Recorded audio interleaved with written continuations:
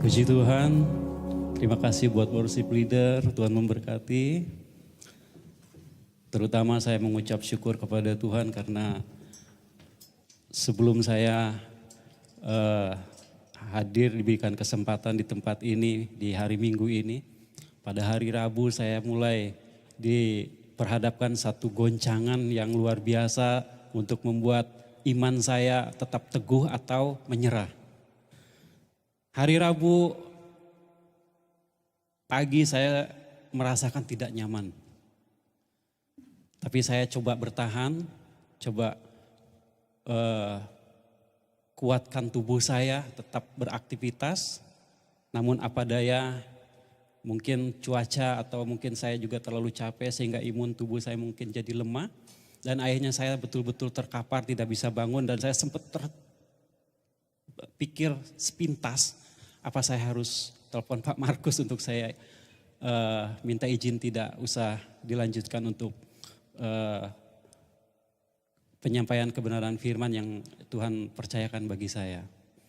Tapi di satu sisi ada hati yang paling dalam merasakan bahwa iman yang akan membawa engkau kuat.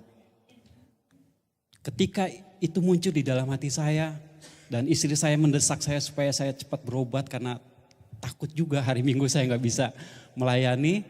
Dia juga khawatir, tapi saya bilang enggak. Saya akan ikutin apa yang ada saya rasakan sekarang dan saya ikutin, saya betul-betul tidak bisa bangun. Hari Rabu saya pulang dari kantor jam 12 dan saya tidak kembali lagi ke kantor. Saya tidur sampai akhirnya sampai hari Kamis malam saya masih terbaring di tempat tidur. Dan saya tetap berserah sama Tuhan. Saya yakin kalau memang Tuhan izinkan saya harus tetap melayani, Tuhan kasih mujizat buat saya. Dan saya tidak membuka suara sedikit pun kepada Pak Markus, menelpon dia supaya dia takut juga dia terpengaruh lalu bimbang. Tapi saya tetap pendam saya sendiri, bahkan saya menguatkan istri saya, tenang. Tuhan ada di dalam hidup saya. Dan saya terus berdoa di dalam baringnya saya, sehingga akhirnya hari Jumat pagi saya bangun dan saya berdoa. Istri saya, biasa saya jam 4 subuh saya berdoa keluarga, tapi saat itu saya memang agak terlambat karena badan yang kurang fit, istri saya berdoa sendiri. Terus kira jam setengah 7 saya mulai bangun dan saya mulai berdoa. Terus saya baring lagi sebentar, kata istri saya, coba nanti kamu ke dokter aja. Saya bilang enggak, saya mau ke kantor. Saya langsung berdiri, saya langsung pergi ke kamar mandi, istri saya ngikutin karena saya pernah jatuh di kamar mandi waktu saya sakit ya, trauma. Jadi dia ikutin saya ke kamar mandi sehingga di depan kamar mandi dia bilang, kamu enggak apa-apa ya Bang? Enggak, saya mandi, saya bilang. Ya udah. Selesai mandi, saya baju dan saya coba merasakan di tubuh saya ada kekuatan yang memang berangsur-angsur saya rasakan. Sampai akhirnya saya di kantor, saya absen, terus saya duduk. Saya bilang kalau saya nggak mampu saya pulang ya, saya bilang. Tapi saya tahan kok semakin enak. Sukacita mulai keluar dari diri saya, bahkan saya mulai bisa ikut aktivitas dengan kegiatan yang ada di kantor. Terus saya pulang ke rumah, agak terasa lemah sedikit, terus saya baring, saya tidur. Terus jam 3 sore saya kembali ke kantor absen. Karena memang harus absen, jadi saya kembali ke kantor, pulang, absen. Terus sampai di rumah saya berdoa, Tuhan saya yakin dan percaya Engkau menguatkan, mengajari saya tentang iman. Karena iman tanpa perbuatan hakikatnya mati. Setuju Bapak Ibu? Di saat kita menghadapi segala sesuatu kondisi, situasi yang kita alami, seolah-olah kayaknya tidak mungkin. Tetapi ketika diperhadapkan itu kita memiliki satu iman bahwa Tuhan ada, Tuhan bekerja. Tapi ketika kita merasakan kebimbangan sedikit saja, maka kita akan ada di ambang keyakinan atau tidak yakin. Mana yang akan kita pilih? Kalau kita yakin, kita tetap semangat. Tuhan pasti buka jalan, Tuhan tidak akan pernah mempermalukan anaknya. Beri kemuliaan bagi Tuhan. Puji Tuhan, saya berterima kasih juga kepada Pak Gembala kita, Pak Markus, gembala lokal kita, dan saya juga berterima kasih kepada Gembala Senior Pak Samuel Sianto dan Wakil Gembala Senior yang sudah memberikan kesempatan saya untuk bisa melayani di tempat ini. Ini adalah satu pelayanan yang perdana di tempat ini. Saya tidak berpikiran untuk saya bisa melayani mimbar, karena memang saya sebetulnya menjaga saya jangan sampai ada pelayanan mimbar, karena cukup saya jadi jemaat yang bertumbuh aja. Itu harapan saya, tapi ternyata Tuhan punya kehendak lain atas hidup saya. Jadi saya ingin menerapkan ini di dalam setiap kehidupan kita, bahwa kita tidak bisa menolak panggilan Tuhan di dalam setiap kehidupan kita, Bapak Ibu. Apa yang jadi pikiran kita, apa yang jadi rancangan Tuhan, itu tidak akan pernah bisa kita elakkan dalam kehidupan kita. Sekuat apapun kita menghindar, Tuhan pasti bawa kepada rancangan-rancangannya. Matius 7 ayat 28 di sini menggambarkan bahwa satu kesimpulan yang dimana Tuhan nyatakan satu perumpamaan, bahwa kita membangun satu dasar di dalam setiap kehidupan kita. Dasar yang harus kita miliki, dasar kekuatan apa yang akan kita lakukan di dalam setiap kehidupan kita. Di dalam Matius 7 ayat 24 itu 24 sampai 27 itu menggambarkan satu perumpamaan dua macam dasar yang akan kita contoh di dalam kesaksian atau dalam ilustrasi yang Yesus katakan pada saat itu. Tapi saya tidak membuka Matiusnya, tapi saya akan lebih cenderung kepada Lukas. Ya kan? Lukas 6 ayat 48-49 itu sama, dua macam dasar juga, tapi di sini lebih detail penekanan-penekanan daripada dua macam dasar itu sendiri ya. Kita buka di dalam Lukas 6 ayat 6 sampai 49.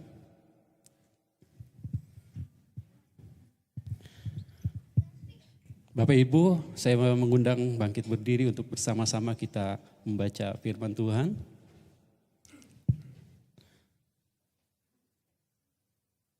Satu, dua, tiga. Mengapa kamu berseru kepadaku Tuhan, Tuhan, padahal kamu tidak melakukan apa yang aku katakan?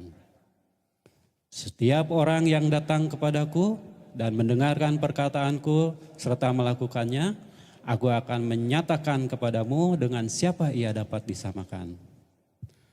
Ia sama dengan seorang yang mendirikan rumah.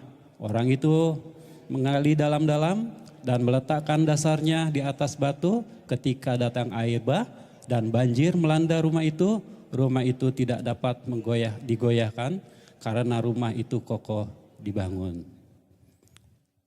Lanjut. Akan tetapi barang siapa mendengar perkataanku tetapi tidak melakukannya, ia sama dengan seorang yang mendirikan rumah di atas tanah tanpa dasar. Ketika banjir melanda, rumahnya itu segera rubuh dan hebatlah kerusakannya. Amin. Puji Tuhan, Tuhan memberkati.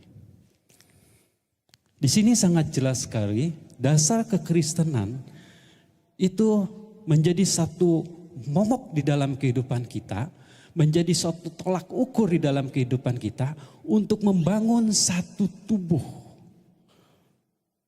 Puji Tuhan kalau saat ini Tuhan mempercayakan kepada Pak Markus untuk menjadi gembala lokal. Kita dukung, kita support, kita menjadi satu tubuh bersama-sama untuk Yestoya Pontianak bisa diberkati Tuhan. Setuju Bapak Ibu? Impartasi daripada Gereja Yestoya Pusat Malang itu tidak menutup kemungkinan bisa terjadi di kota Pontianak ini. Ketika kita sebagai umat Tuhan bisa bersatu. Setuju Bapak Ibu?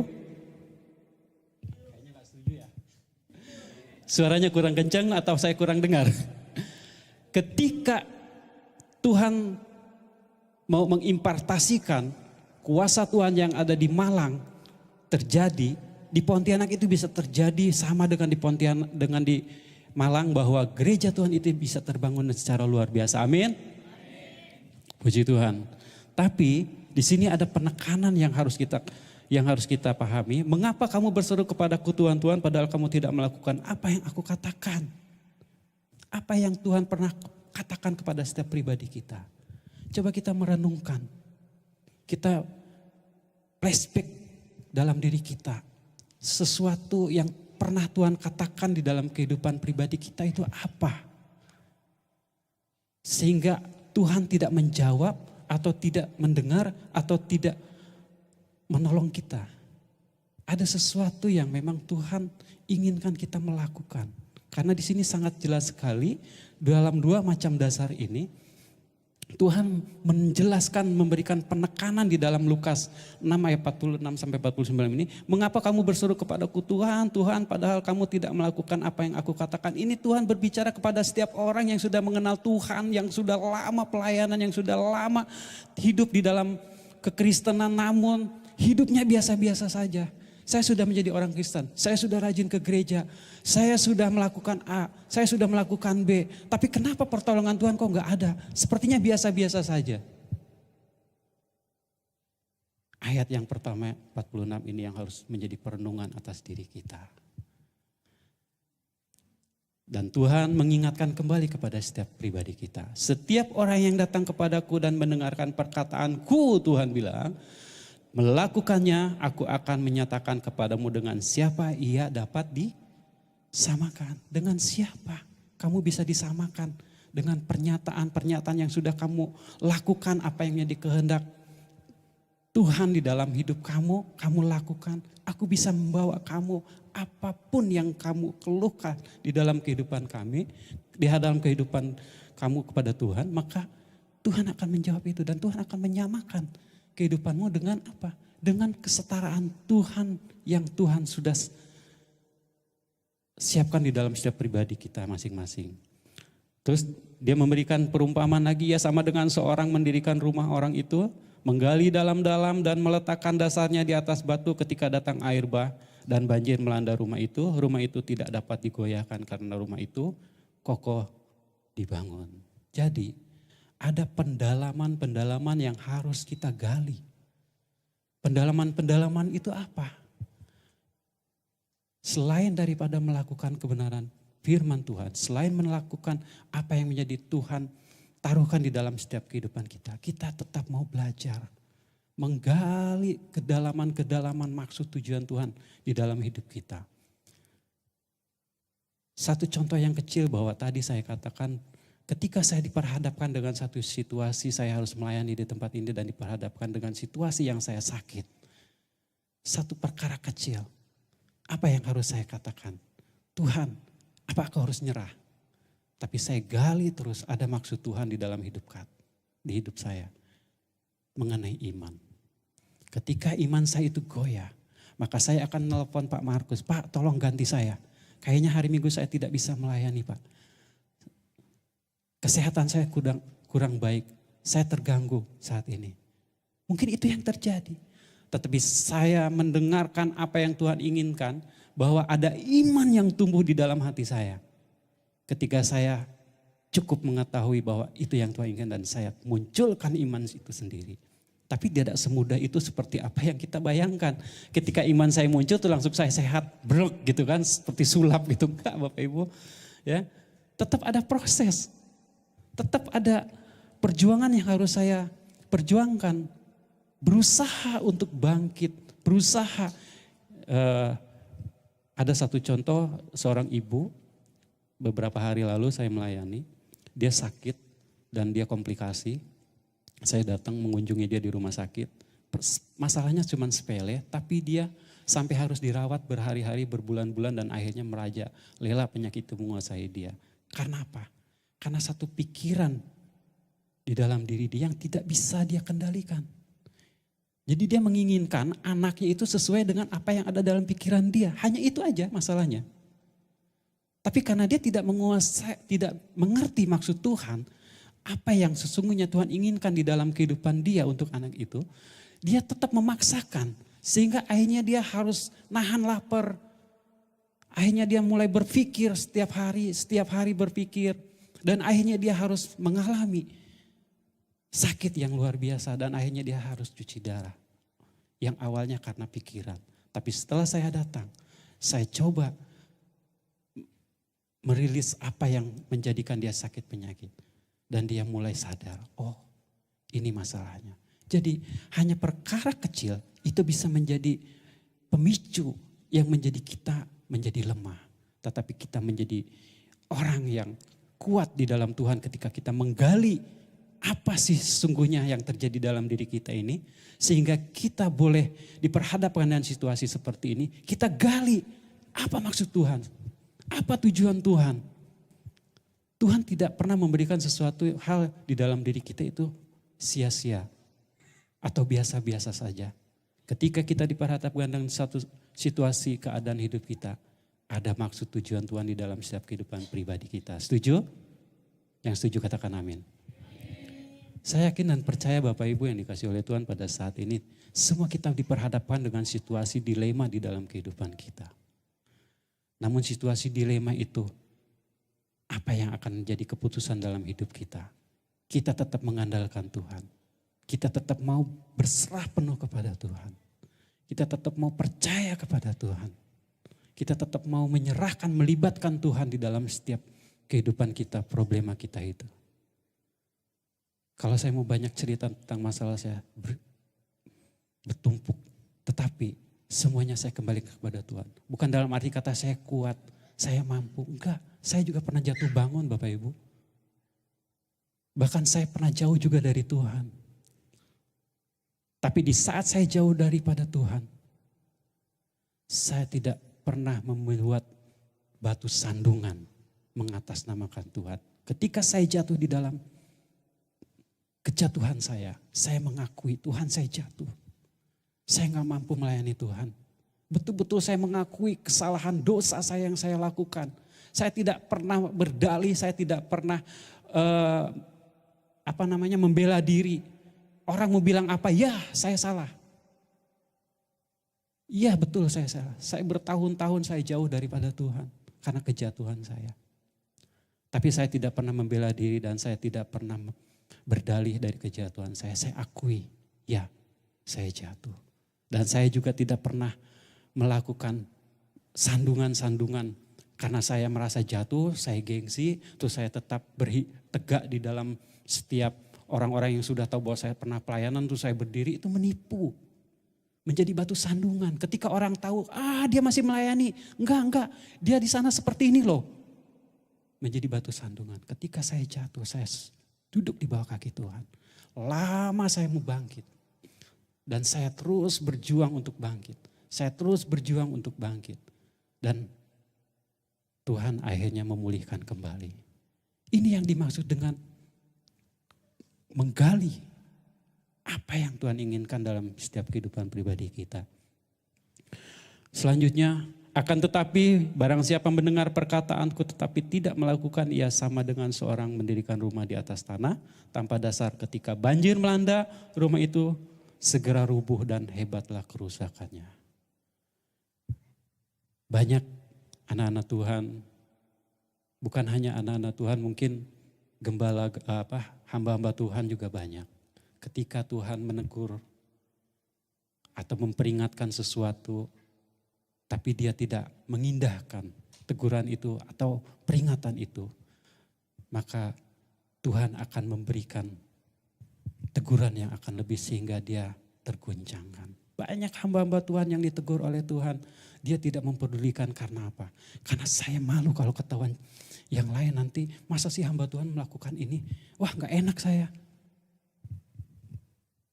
Tapi Tuhan tidak pernah akan diam karena Tuhan mengasihi.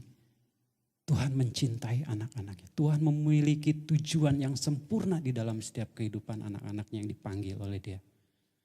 Maka dari itu Tuhan terus kejar. Karena apa? Kesempurnaan, hidup kekal itu tidak mau sia-sia aku berikan kepada setiap orang.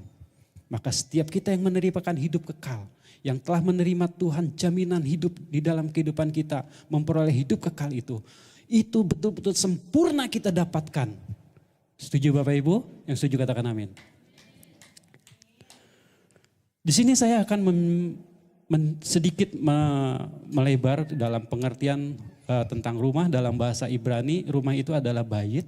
Dalam bahasa Yunani itu oikos. Memiliki makna yang luas tidak hanya merujuk kepada satu bangunan fisik yang dimaksudkan, tetapi juga pada keluarga, suku, bahkan gereja atau komunitas orang percaya. Jadi berbicara rumah itu adalah satu kumpulan. Kalau kita sudah berkeluarga berarti kan kita ada anak, ada istri, ada suami, ya kan? Ada cucu-cucu selanjutnya nanti, ya kan? Jadi bukan berbicara secara individu. Bukan bicara secara fisik bangunan, tapi saya lebih cenderung kepada satu organisasi, kumpulan, di mana kumpulan itu adalah gereja. Gereja juga di dalam bahasa Yunani dikatakan itu adalah okumene. Okumene adalah satu perkumpulan di mana perkumpulan persekutuan orang-orang percaya di bawah kepemimpinan Kristus, yang dimana kita sudah diselamatkan oleh Tuhan, sudah disatukan oleh Tuhan, di mana kita juga sudah dibawa kepada kebenaran-kebenaran yang sesungguhnya harus kita mengerti bahwa itu kita menjadi satu tubuh menjadi satu keluarga. Maka dari itu bicara tentang gereja itu bicara tentang tubuh, bicara tentang tubuh, bicara tentang pribadi.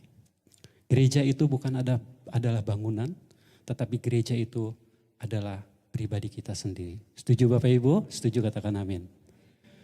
Nah, kalau kita sadar bahwa kita adalah gereja, berarti kita harus membangun pribadi kita.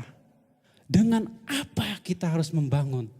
Dengan dasar apa yang harus kita bangun di dalam setiap kehidupan pribadi kita. Supaya gereja yang kita bangun ini menjadi gereja yang kuat. Gereja yang kompeten, gereja yang dipakai Tuhan menjadi berkat dimanapun kita berada.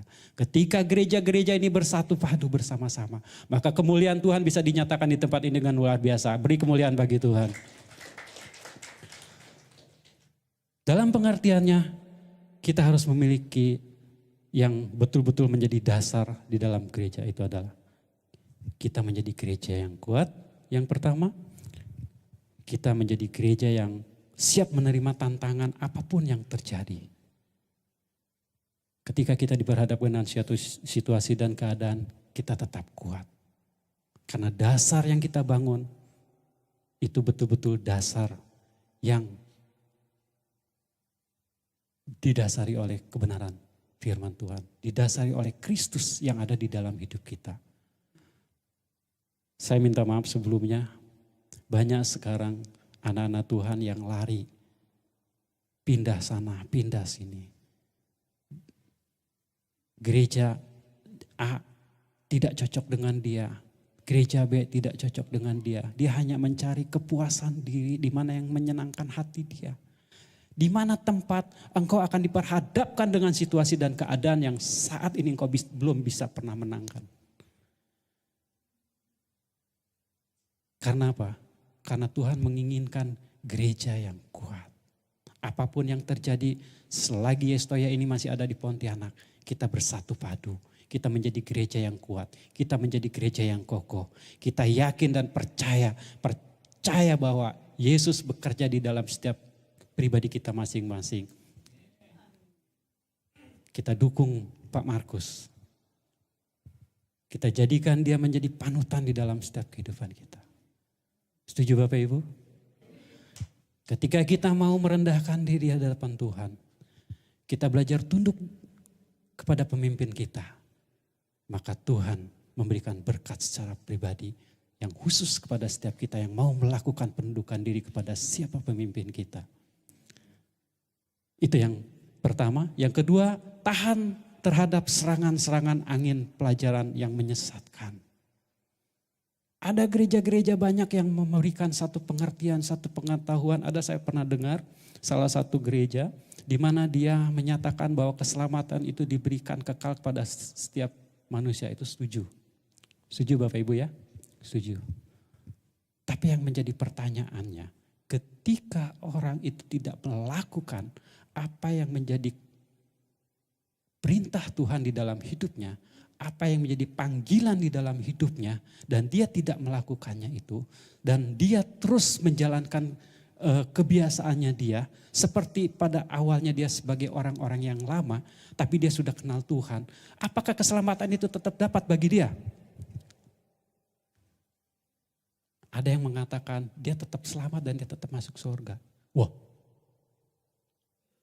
Setiap keselamatan itu Tuhan berikan kepada setiap kita mutlak. Tetapi kita yang sudah mendapatkan keselamatan itu kita harus menjaga. Kita harus melakukan untuk memeteraikan keselamatan itu betul-betul terjadi di dalam kehidupan kita. Ketika saat Tuhan panggil kita sudah pasti mendapatkan jaminan hidup kekal. Tapi ketika kita melakukan dosa, kita melakukan kesalahan, kita melakukan penyelewengan di dalam kehidupan kita, maka keselamatan yang Tuhan berikan katakan itu engkau dapatkan, apakah kita masih bisa dapatkan hal itu? Kalau hal itu bisa terjadi, berarti sama dengan orang-orang di luar dong, yang tidak percaya Tuhan dan dia tetap masih melakukan kebaikan kok. Jadi keselamatan itu sendiri mutlak kita dapat ketika kita menerima Yesus sebagai Tuhan dan peliharalah itu. Jadikanlah itu pondasi bahwa sungguh-sungguh keselamatan itu sudah kita dapatkan. Jadilah contoh, jadilah berkat, lakukan yang baik apa yang sudah Tuhan terapkan di dalam kehidupan kita. Bukan sekedar apa yang kita pernah tahu bahwa keselamatan yang kita dapat menerima Yesus terus kita meninggal, kita menerima Yesus terus kita terus percaya Tuhan, apapun yang kita lakukan terus terjadi sesuatu dalam hidup kita, kita tetap diselamatkan. Padahal hidup kita masih serupa dengan dunia ini. Satu dilema pertanyaan yang betul-betul menjadi satu perdebatan pada saat itu dengan saya, dengan salah satu pengertian seperti ini. Keselamatan saya setuju bahwa untuk semua orang itu mutlak. Bagi setiap orang yang percaya. Tapi keselamatan itu sendiri harus termeterai. Bagaimana cara memeteraikan keselamatan itu? Ibaratkan saya memberikan kendaraan kepada Pak Markus.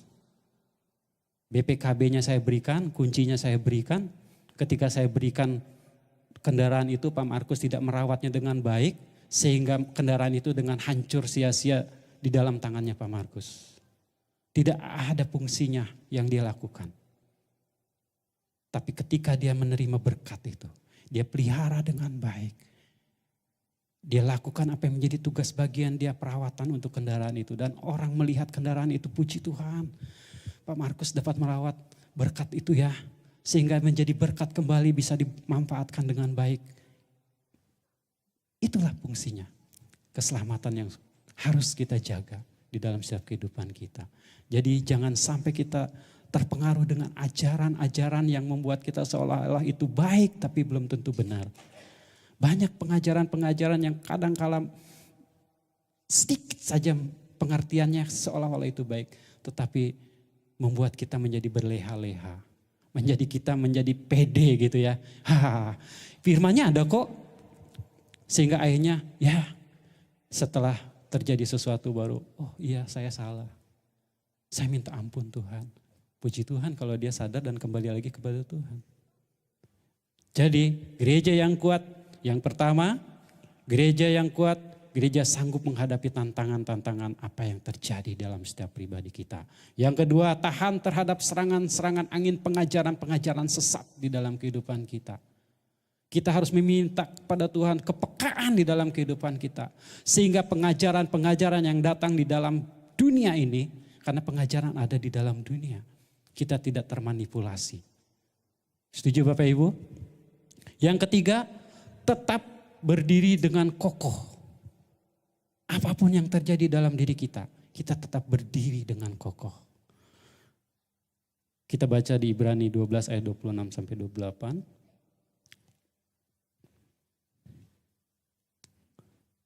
Waktu itu suaranya menggoncangkan bumi, tetapi sekarang ia memberikan janji. Satu kali lagi aku akan menggoncangkan bukan hanya bumi saja, melainkan langit juga. Ungkapan satu kali lagi menunjuk kepada perubahan pada apa yang dapat digoncangkan. Karena ia dijadikan supaya tinggal tetap apa yang tidak tergoncangkan. Jadi karena kita menerima kerajaan yang tidak tergoncangkan, marilah kita mengucap syukur dan beribadah kepada Allah menurut cara yang berkenan kepadanya dengan hormat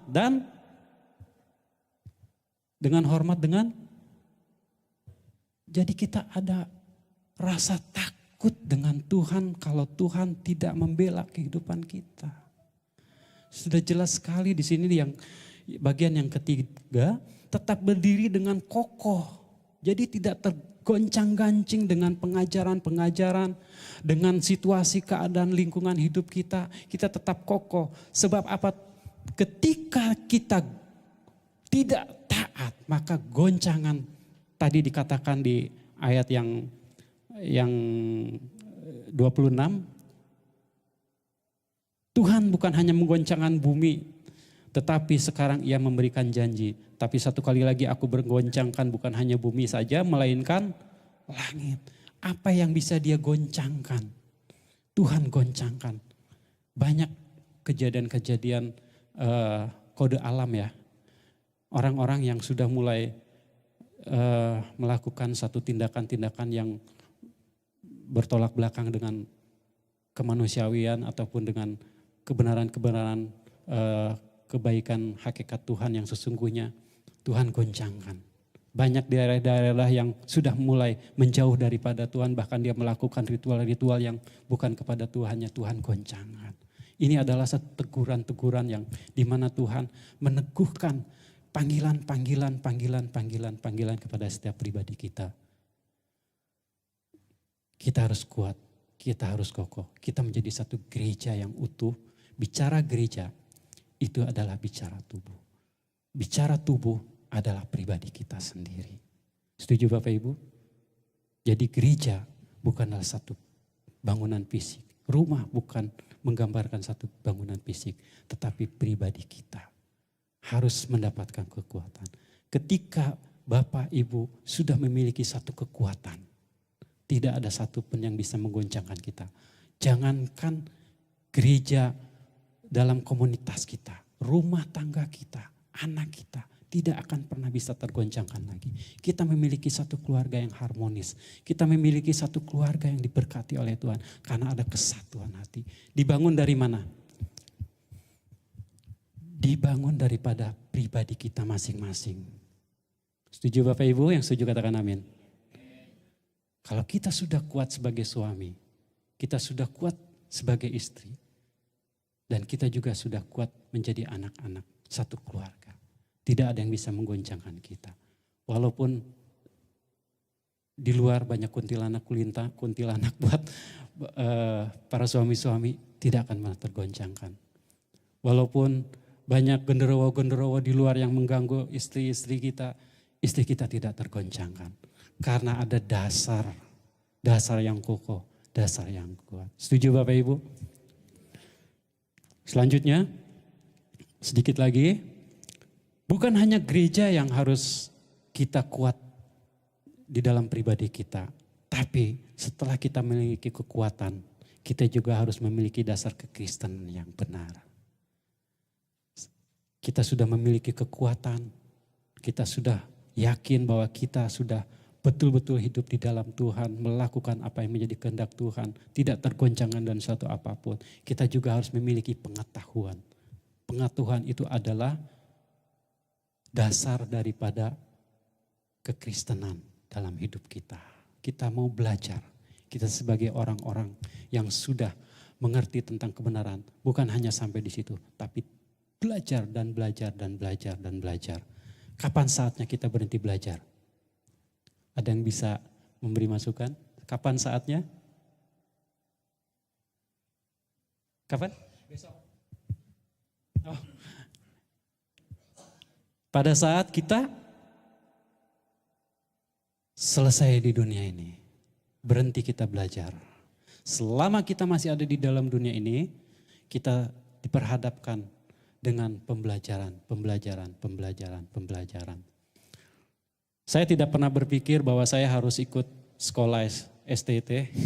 Saya juga aneh-aneh tapi nyata gitu ya.